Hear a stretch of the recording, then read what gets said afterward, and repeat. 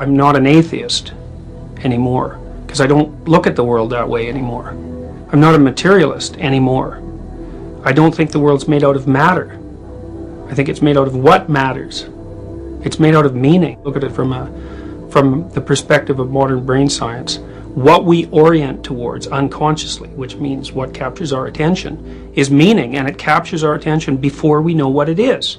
The brain acts as if the world's made out of information or made out of meaning. Heidegger, for example, German philosopher, was convinced that the world was made out of meaning, essentially, and that people's primary interaction with being was interaction with meaning.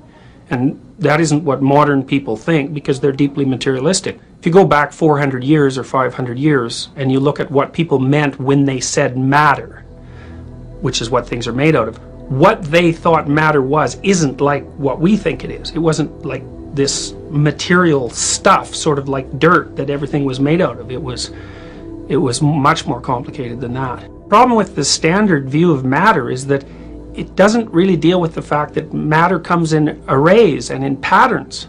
And the patterns and the arrays, which is sort of lost when you think about atoms, that's where all the action is. That's where the reality is.